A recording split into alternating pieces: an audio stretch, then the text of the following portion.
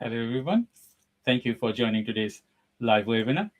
I'm your host, Dr. Shah Siddiqui, and we have a special episode today to talk about beyond borders smart strategies for global workforce management. And we have a very specific and special guest today to talk about it. You probably know him from my previous conversation with the ICP cast, and he works for Apria, and his name is Shiva Malhotra. And I will just introduce him with you. Um, Hello, Shivam. How are you today? Hello, doing good, Dr. Shah. How are you? I'm fine, thank you. So, thank you, Shivam, for coming to this episode of live webinar, as we're going to be talking about global workforce management. And I know that you're working for a long time. I know you nearly to more than 2 years now that Yeah, we recorded our first episodes, and it's been a great pleasure to know you and your work, and as well as understanding how you work with Aprio and all other global brands. So I just wanted to ask you, could you please introduce yourself, a little bit introduction about you, who you are, and your expertise in? absolutely. Yep. So Shiva Malhotra, I am Aprio's Global Mobility Services Practice Leader. I have been working with Aprio over 2 years and been working in the field of global mobility for over 10 years now. I work a lot with companies who are looking to become global, whether they are looking to move into the US, so foreign companies looking to expand into the US, or US companies looking to expand their footprint outside of the country. I also work with the individuals on making sure that their tax filing obligations are handled no matter where they live and work, and making sure that everyone is compliant throughout this whole process. As expanding your work beyond the US and to different countries raises a lot of compliance obligations. And that's what me and my team at Aprio help manage and make sure that everything is done smoothly from day one. Um, that's a great explanation, and thank you very much, Shivam, for coming to this live webinar. And viewers, I just wanted to mention you that Shivam is not in the UK; he's in the US, so it's very early in the morning. So probably you need a very big, a cup of coffee at the moment because. Absolutely, Uh, absolutely, yes. It's 7 a.m. over here. Thank you. That's fantastic. The way you work, and as well as we're going to be discussing a lot of things. We will have a lot of viewers online, and we might have some questions from them. But to start with, global workforce development is not a new methodology. It's very old methodology, and in the era of technology as well as in AI, it's getting more popularities now. So there isn't any geographical boundaries nowadays for workforce. In that aspects, how important it is for companies to understand the global workforce management. Super, super important. I mean, in today's day and age, it's all about becoming global. So expanding your borders, expanding your reach, helping your clients all over the world, helping your team members. It's just the way of work now. I think it has really picked up over the past 5 years with companies looking to expand themselves and go global. And it is something that I feel that companies that are looking to grow, it is an absolute necessity. Restricting yourself to one location or one country is not how you become successful anymore. It's making sure that you expand globally and have a global presence so you could provide services to clients all over the world. And I think while companies are doing that, it's very important to do it strategically and making sure that you're doing it compliantly. It's one thing wanting to expand and doing the expansion. It's another thing doing it right and making sure that you're compliant in all these other countries. Since I'm based in the US has a very different tax system than many different countries, both at the corporate and individual level. And I think that's something that we try to educate our clients who come to us that are looking to go global, is making sure that, it's not just the US rules that apply to you anymore, it's the global rules. It's the country that you're looking to expand into. And this is both at the corporate and individual level that people have to be very aware about. And we have seen cases in the past where companies have looked to go global, but they haven't done it correctly. And they have had some issues as they've made that expansion overseas. Mhm. But I think working with a company like us, working with myself, working with my team, we make sure you get off on the right foot and you are doing everything correct by the book, both in terms of legalities, tax, payroll, employment tax. There's a lot of different mechanisms as you're looking to expand, and I think making sure that you tackle each one properly is really important in your long-term success of your plan to go global. That's a great explanation, and I have some related questions about that. You talk about compliance and legal consideration first, because in the US and the UK, they are probably in the first row when it comes about compliance and legal consideration. So, in relation to compliance and legal consideration, how businesses can think about that, because any businesses, they are working in the US or UK, they have to maintain that. If I give an example of like Microsoft, okay, they have US companies, they have UK companies, and they also have places all over the world. So in relation to that, how important it is to maintain the legal compliance and considerations of how they can manage it better. Absolutely. Yes. So I think the legal compliance is probably the first step in making sure that all your registrations are done locally in that host country. And it's not going to always be a US advisor, like if that would be able to assist you with that. You need that local advisor in that country to make sure that they could assist you.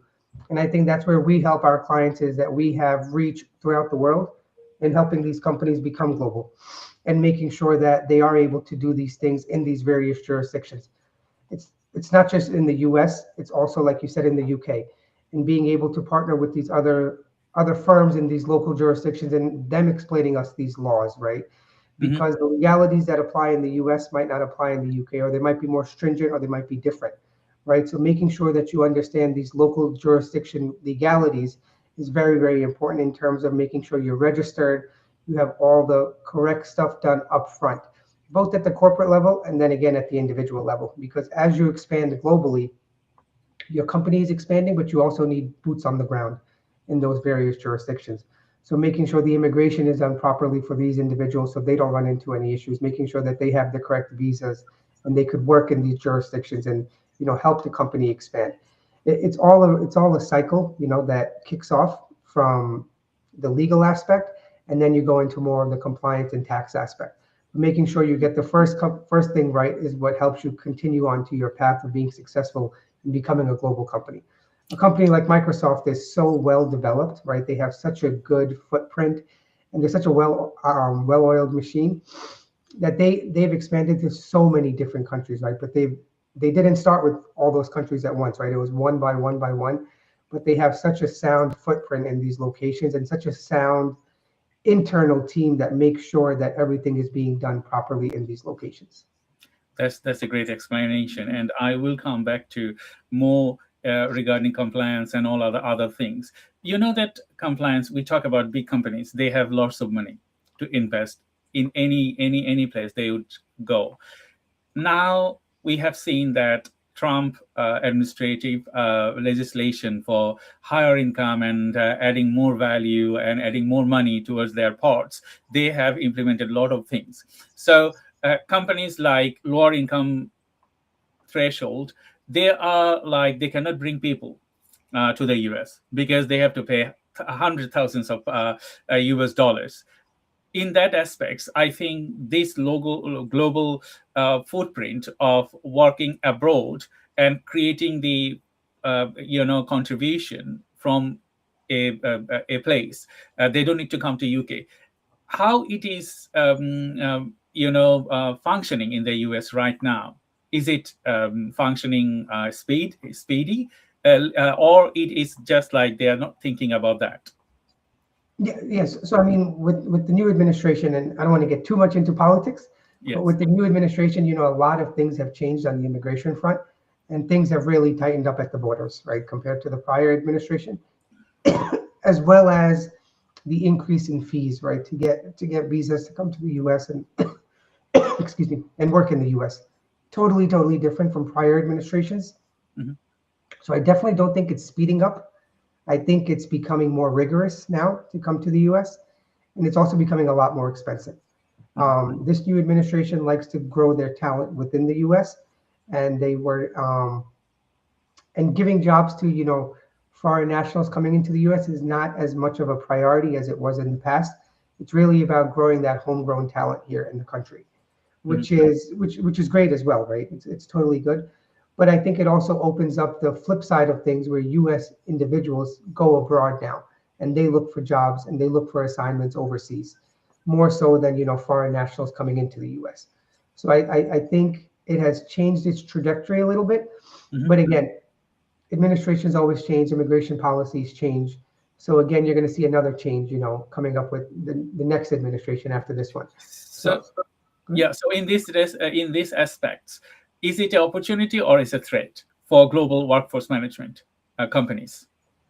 So I think it's an opportunity. I still think it's an opportunity, but it might not be an opportunity per se in the US at this point, just because of how difficult and expensive it's getting to come into the US.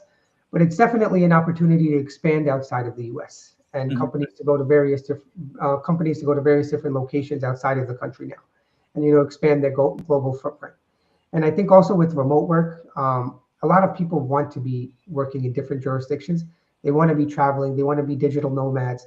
They want to work from all different areas. And I think companies have realized that over the past 5 years or so, that employees feel that they're more empowered now and they want to go to different locations and start working there and exploring different countries and, maybe relocating there. So I think that has also pushed companies to, become more global and be more open to that, because it supports their employees. And then at the end, it supports their global footprint and their expansion overseas. That's a great answer, Shivam. Thank you very much. So thank you, everyone. You are watching live with me, 𝐒𝐚𝐡 Marketing and Sales Funnel Accelerator. We do live events time to time. We used to do a lot of live events last few years. Now we are very much limited to people that we bring, and as well as subject we will discuss. So we have people from Dubai, India, and South Africa. So thank you, everyone, for your participations and listening to us. We're going to be discussing more about global workforce management, because myself, I work in the UK. I also work in various other countries, consultancy and all other things that we do to train people in the workplace. So we're going to be talking more about that in next segments. So thank you, everyone. And if you have any question, feel free to ask me or Shivam if you have any specific questions, and we will go from there. So few things. I think we lost Shivam's camera. Okay, he's back again.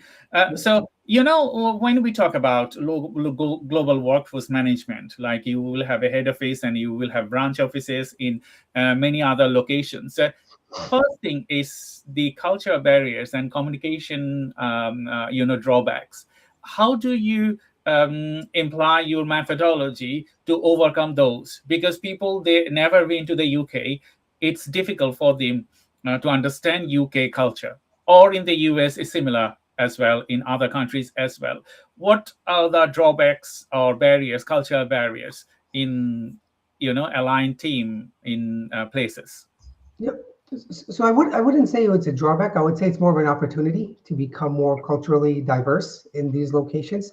As you mentioned, every country has different culture, has different beliefs, different ways of operating, right? Especially in terms of work. So I wouldn't say it's a barrier. I think it gives individuals more of an opportunity to see what's going on a global basis and how things operate outside of their home country.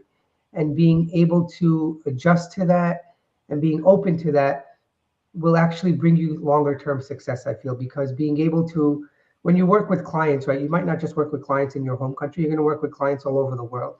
So being able to adjust and learn about these different cultures in these various locations really helps you connect with your clients, because you're able to sit in their shoes basically in that country. So I think it helps you in terms of your conversation and your development of people in these various locations. And it builds a different set of skills that you had just within your home country.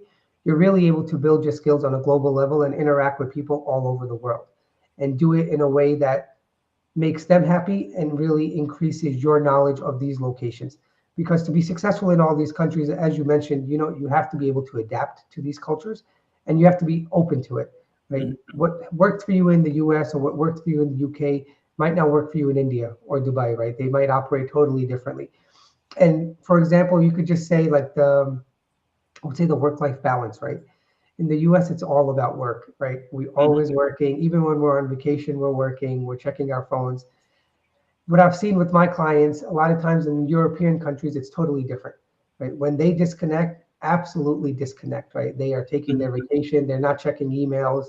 And I think that really opens people's eyes here in the US, right? That a vacation is a real vacation, right? In some of these countries compared to the US, when you're taking a vacation, but you're still answering an email the next day, right? Or you're getting back to clients or you're hopping on a call. So I think learning this culture in these different countries is very important for you to be successful and for your company to be successful. Mhm. That's a great explanation, Shivam. Thank you very much.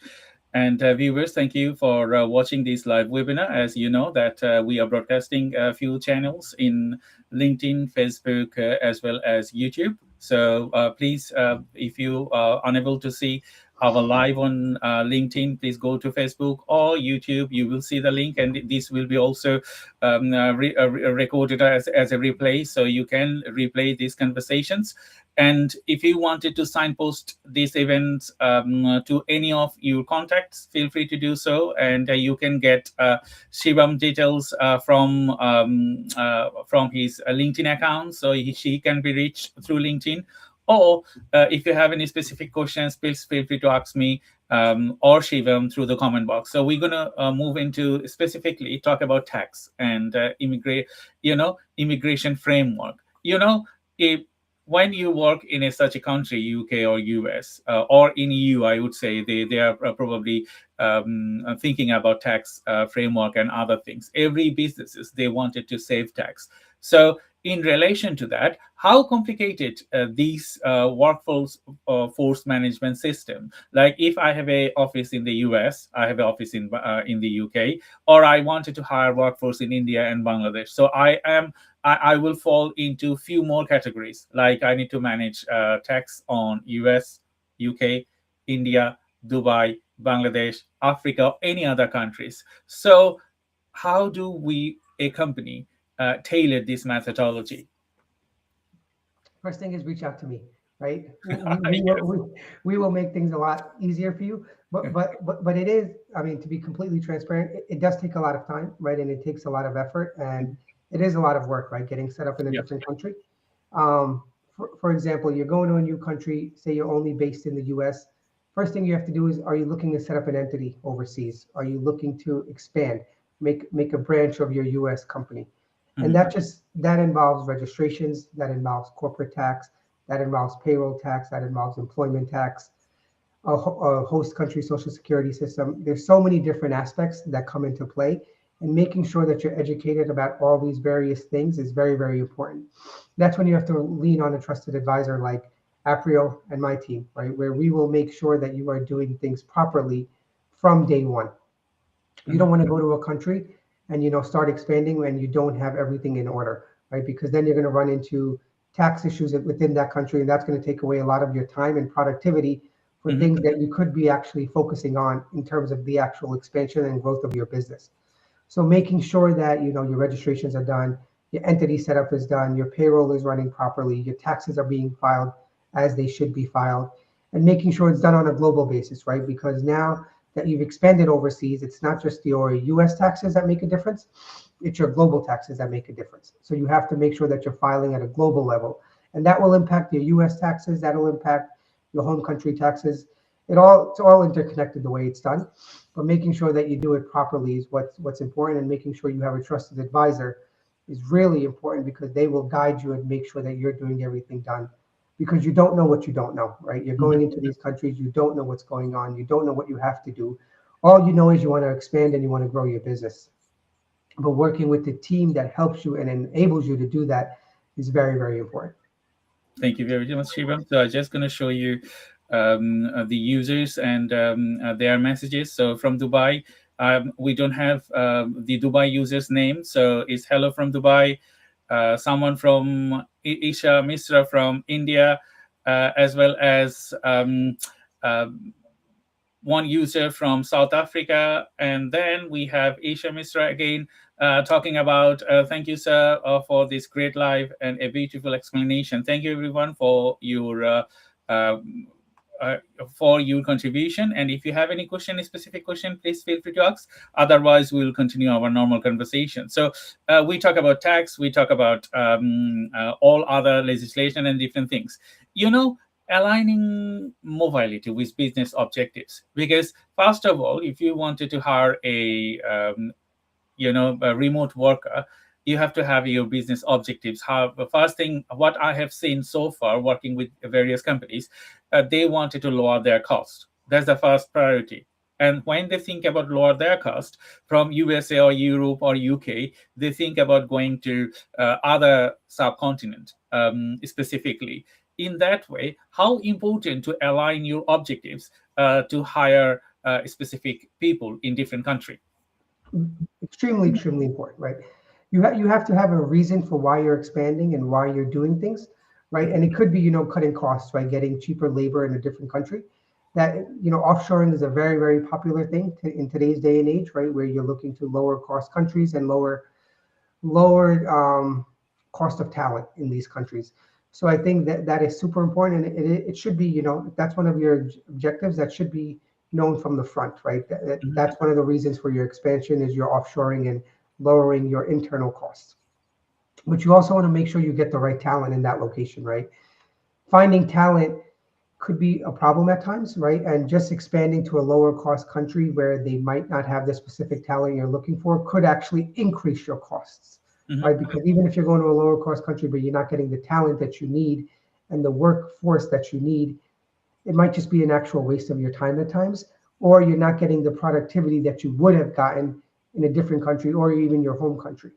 So making sure that, your business goals align with the actual location that you're going into and doing your due diligence up front and working again with a good advisor who could help you in all these aspects is super, super important, right? Because going to a new country is, again, unknown territory. Now, finding talent in that country, again, is going to be something that's totally different. And how you recruit and hire that talent, as we talked about, is going to be different just based on cultural differences in different locations, right? The way we recruit and hire in the US might be totally different than what they do in, say, the Philippines, right? It could be very, very different in terms of how we operate and how we do things, and making sure that you're aware of that and doing it properly and getting the right talent that supports your business and expansion is extremely, extremely important.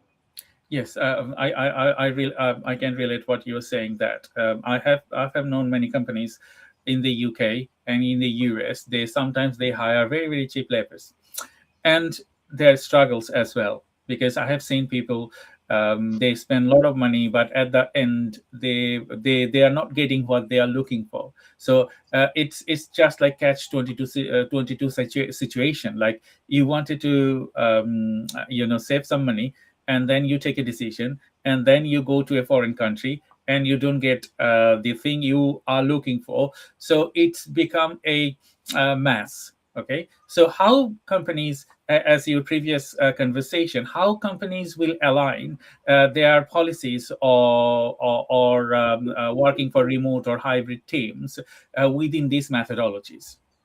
Yeah, so I think you brought it up right there, is having a policy in place, right? Is making sure that you have a clear and direct policy that could be referred to in these various locations and where you're looking to expand into.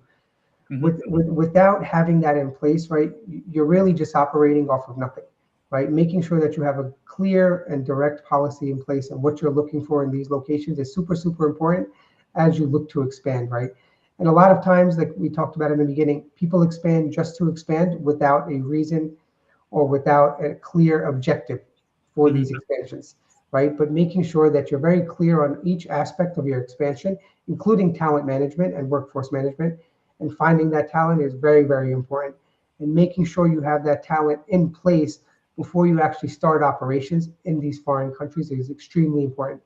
What I've seen sometimes is companies expand, right? But they actually, what you mentioned, they don't have that talent in that location, right? Where they could successfully succeed, right? But they've expanded to a country, but now you haven't secured the talent to actually do the work and do your expansion efforts, which is the most important part, right? Is you need good people to do good work, right? And a lot of times cheap labor might not be talented labor, right? Not saying it can't be, right? I mean, you could find cheap labor that could be also talented labor, but sometimes it isn't like that. But making sure you're doing your due diligence and finding that talent up front is extremely, extremely important. And as you brought up remote work is so popular these days, right? With every company, I think most companies have some type of hybrid or remote work policy in place, right? And that helps you secure talent all over the world because you're able to access that talent remotely, right? But making sure your company can handle that talent and onboard that talent and help that talent succeed is very, very important, right? So you have to have trainings in place where you could train people, remotely, and making sure that they could do the job that you're looking for them to do from day one, right? And help your business grow. That's a very important question that you raise, because when hiring talent from remote places, how important it is for any businesses, UK or USA, to train up those employees for their business goals, or understanding their business, or understanding their culture as well. Because if I hire someone in India or in South Africa or any other places, I think it is very much important to get a talent, because there are talented people everywhere in these countries. But talent and understanding your culture, understanding the market you're going to be serving is totally different, isn't it?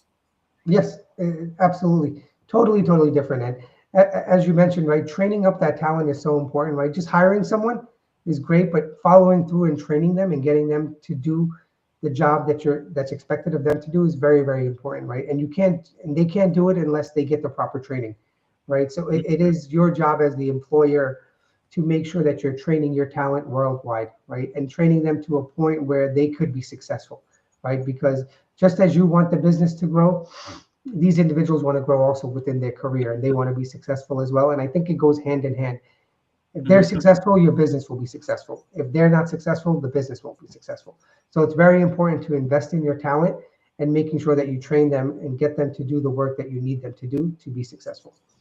That's a great explanation, Shibam. And I have seen these gaps everywhere, because when people wanted to cut their cost, and the thing that they wanted to cut their cost, but they don't think about a proper methodology. So when you do not have a proper methodology, is a problem, because you have to have a proper methodology. How you onboard a global talent within your team, and how you train up them, because they are not they are not doing in-person offices in the country that you operate, but they may be doing in-person offices in their country, and their culture and their situation, their training, their understanding, totally different. Recently, I'm working with a Bangladeshi pharmaceuticals company, and we're working quite a bit of work to understand the workforce, as well as managing them and training them to the specific levels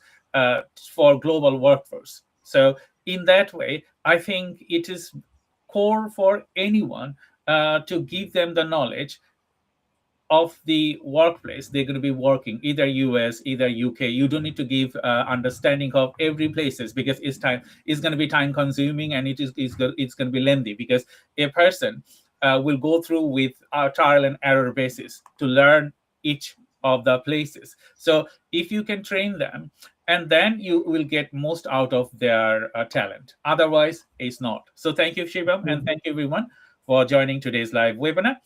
We are talking today smart strategies for global workforce management, and you are watching this live webinar at the 𝐒𝐚𝐡 Marketing Agency and Sales Funnel Accelerator. And we have Shiva Malhotra with us. He's a partner, Global Mobility Service Practice Leader. So we're going to jump into our next conversation. So if you have any question, viewers, please feel free to answer us. Feel free to add the question on the comment box, and we will try to answer those questions for you. Now, as we discuss a lot of different things, and the technology is evolving. And in this evolving technology, I think it's lots of hundreds of different type of tools, AI, creating another layer of complicacy, and as well as solutions. So in that scenario, adding a team and then aligning current tools and technologies to streamline the operation, how important it is for the business, or as a consultant like you, to understand aligning tools for the global workforce management? No, it's imperative, right? It's very, very imperative to make sure that you have the right tools in place as you expand. As you mentioned, there's so much technology out there these days, especially with AI, that it could really simplify your operations and make things a lot easier as you're looking to expand and as you're looking to, do work in these various locations. One thing I think that's very important is cybersecurity, right? As you're looking to expand, it's making sure that you're doing it in a secure way and your company is not exposed to any, cyber threats within these various countries, right? Each country has its own threats, right? And as you're looking to go into these countries, it's very important to tackle these issues, right? Because some of the threats that might be prevalent in the US will be totally different in the UK, right? And there's different things going on over there. So making sure your systems are secure and you have the right systems in place to securely do this work overseas is very, very important, both for you as the company, for your clients, right, because of all the data that you're carrying, and your employees, right, making sure that everything is very securely done and you have the right tools in place to do this, right? Doing some compliance work is great, right, but making sure you're doing it securely is even more important, right? You don't want to run into any data privacy issues, any cybersecurity issues. You don't want to make headlines for these kind of things, right? And we've seen it over the past, over years, right? Where there's been data security leaks, where there's been cybersecurity issues, and that's just bad publicity that companies don't want, right? So as you're looking to make these expansions, it's very important to have these tools in place.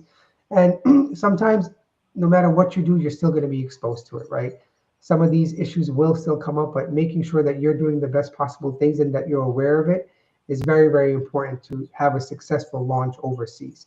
And I think companies need to be aware of this and they have to, it's an investment that they have to make within these tools, right? You have to invest in your security, you have to invest in your privacy. It is things that you have to do, and it is a cost that should be taken into account as you're looking to expand, right? We talked about talent, how you have to find the right talent and making sure that that talent is successful by training them. But you also have to make sure your systems are secure as you're going overseas and you're crossing borders. And different countries, again, have different protocols, and learning these things is very, very important. I totally agree with you what you said, Shivam. You probably heard about the Jaguar Land Rover in the UK. So they were off for 4 or 5 months, and they I think lost billions of pounds, and they spent hundreds of millions of pounds to fix what they have done. To fix their network issues. So I think there is a common understanding or common practice there. Don't worry about that. We will worry about the security later. So I have seen that businesses, they add any tools, cheap tools, okay, and they don't think that they have to have a compliance in place. Like, okay, what type of tools you want to embed? One thing.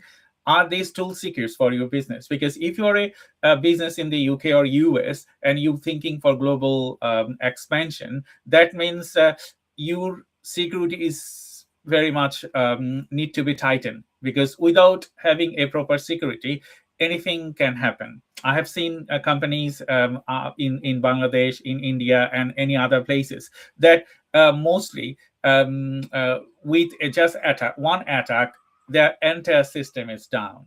Entire system is down. They could spend like little bit of money towards it and could have prevented those situations, but it didn't happen. So thank you, Shibam, for your great answer. So we have one question from Isha Misra. So he asked, the question is there: I'm an IT student aspiring to build a career in HR and management. From your experience, what practical skills or habits should students start developing now to succeed in people management roles? I think we're going to be talking about HR and team management as well in our next conversation. But if you have any question to any answer to Isha Mistra's question. Yep. So let me just look at the question again.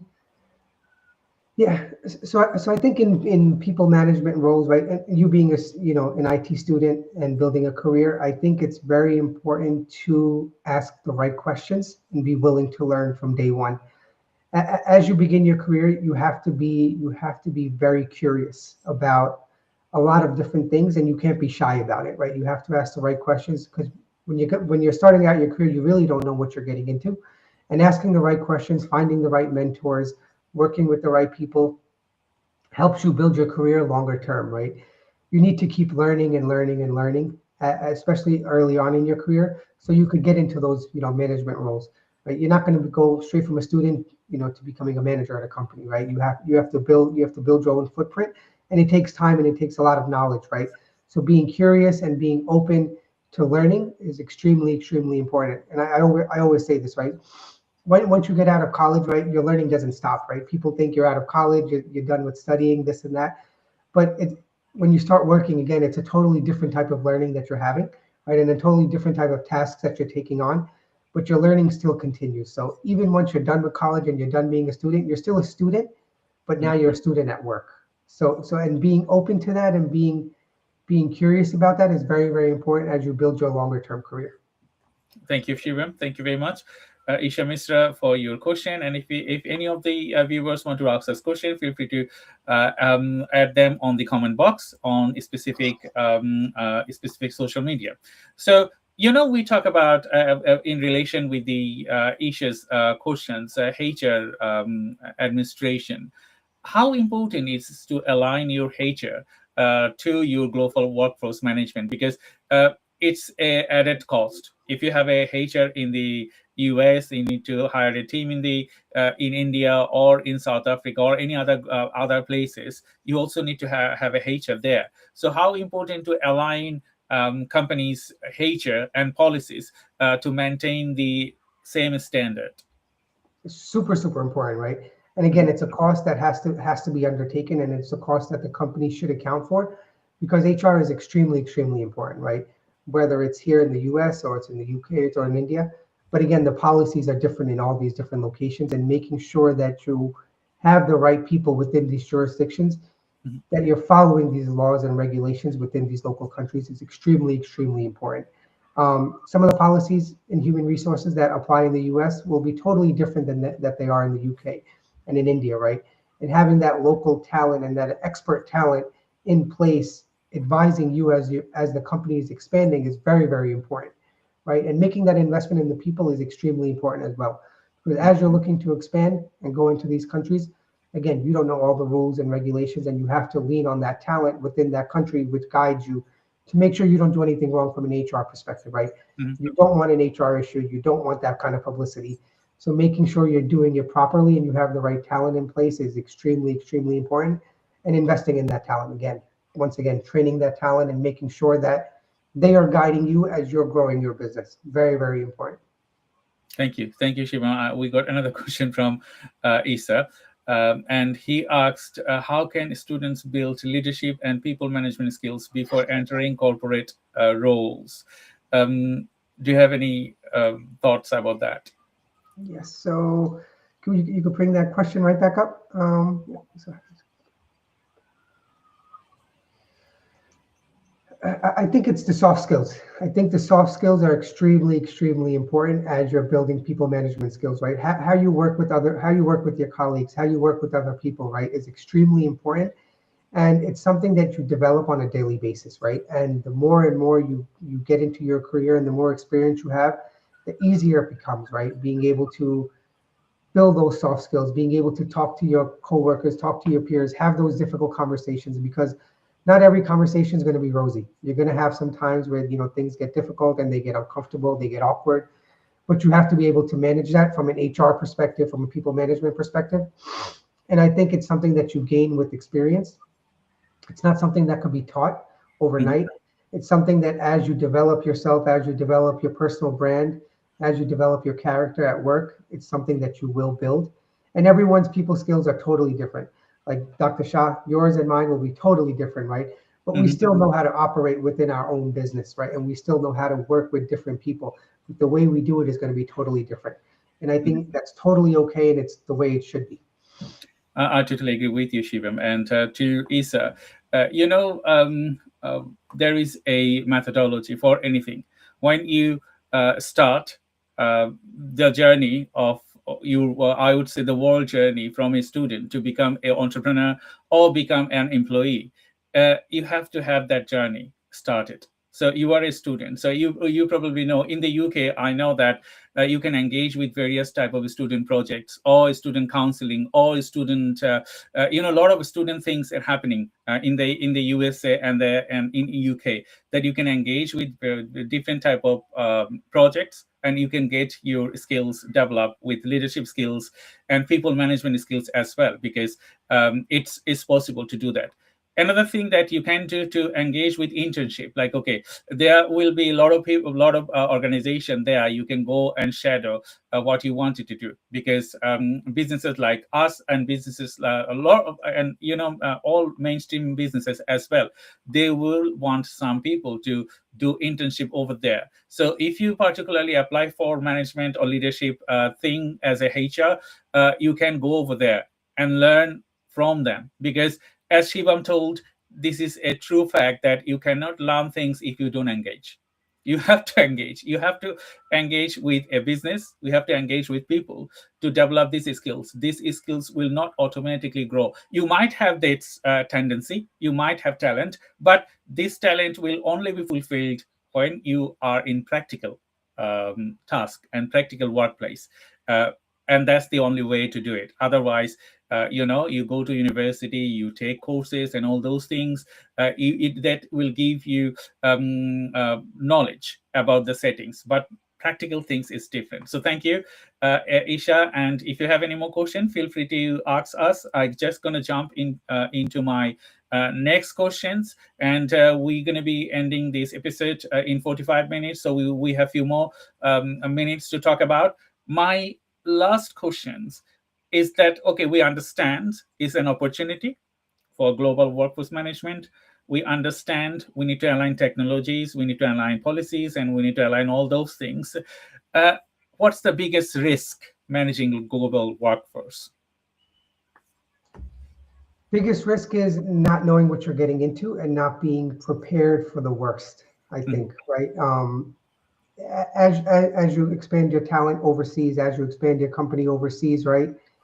It sounds great, right? And it is great, right? But being prepared for it not being done the way you expect it to, and being able to pivot during that process is very, very important, right?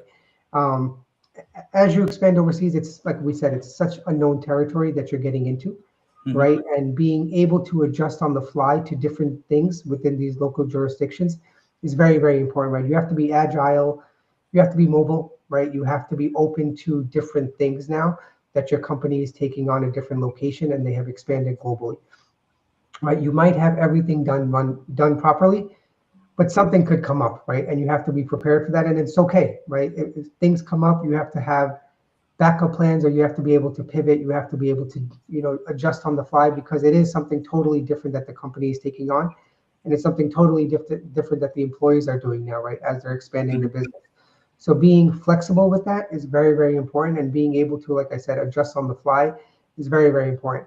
We all hope that things go absolutely perfect and 100% to as planned. But as we all know, in reality, that's never the case, right? You're always going to have things pop up and things that you have to adjust to. And being flexible in that aspect is very, very important. And I think that stems a lot from leadership, right? They have to trust you, and they have to also be able to be flexible, right?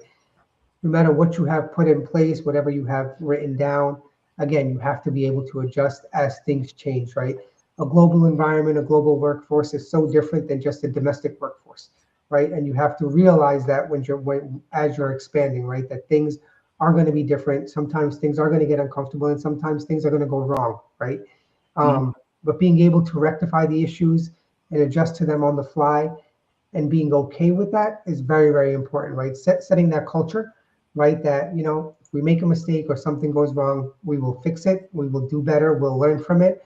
And as we go into a different country, we hope it doesn't happen there, right? Because every failure should be a learning experience, right? It should not be a deterrent for something that you're looking to succeed on in the future. If you learn from your failures, you're only going to get stronger, and hopefully you won't make the same mistakes again. But again, mistakes happen all the time, right? I still make mistakes as a partner, right? But again, I still learn from them. So as you progress your career, as companies expand, it's very, very important to continuously learn. And I think Isha, she had brought that up, right? Is what should she do early on in her career, right? And we had said, learn. Just like her, we still are learning, right? Every day is a learning experience. And as you're expanding globally, it's a very, very big learning experience. And taking that all into account for your next planned expansion is very, very important, right? What you learn from one expansion to the next expansion is very important as you continue to scale your business. Thank you, Shivam. And as you know, it's all about working with expert people. That's why you have developed your career to support global expansion. I understand that some people wanted to cut their costs down and they do trial and error, but doing a trial error has some greater risk, as we discussed all over this episode of our live webinar. That yes, if you want, you can do trial and error. It doesn't matter. But if you wanted to have less trial and error, then you have Shivam, you have other people, you have me, you have a lot of consultant around the globe. You can work with them and have less trial and error, and that will give you the greatest strength and as well as a great way to expand your team to globally. So thank you everyone for joining today's live webinar. We have a lot of questions, but we cannot answer those because we are nearly end of our session. I just wanted to ask Shivam, you last thinking for the audience, how they can contact you, or if you wanted to say anything to them. Yeah. So again, I just want to thank everyone for joining. Right, it has been such a pleasure speaking with you, Dr. Shah. Again, like we said, we've known each other for over 2 years, and every time we do these kind of things, I really, really enjoy the candid conversation. And I really want to thank the viewers for your questions, your time, engaging with us. I think it's super, super nice, and it makes the conversation go a lot easier. But to get in touch with me, my LinkedIn is available. You could always shoot me a message on there. I'm on my company's website, aprio.com. You just look up Shiva Malhotra, you will find me. Reach out to me for any questions, any guidance that you need. We're always helping companies expand. We're always, managing their global workforce for them, making sure they're doing things properly from a compliance perspective, from a legal perspective, immigration perspective, making sure that as they expand, we're helping them, right? We're their trusted advisors. And my team is specifically focused on international work. We will help the company, we will help the individual. So if you're looking to expand, definitely get in touch with me either through LinkedIn or through my company's website. Would be happy to speak with you. And if there's any questions that you have on a personal level, right, like Isha had, right, feel free to reach out to me, right? I've had great mentors, I've had great people throughout my career, and I just want to pay it forward as well. I think it is very, very important that we develop the next level of talent. They have the right mentors in place, and they have the right people that they could go to, and we could guide them. So definitely reach out to me for whatever you need. If I can't help you, I'll find someone who can help you. And I'm always open to a conversation. It's always great meeting new people. I've worked in different countries throughout my career, and I've learned so many different cultures by being in different countries.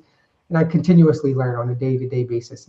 Learning from you, Dr. Shah, always, when we speak and getting your perspective on things is very, very insightful to me, right? And I do take it back with me. It's something that I do, try to learn about, improve myself on.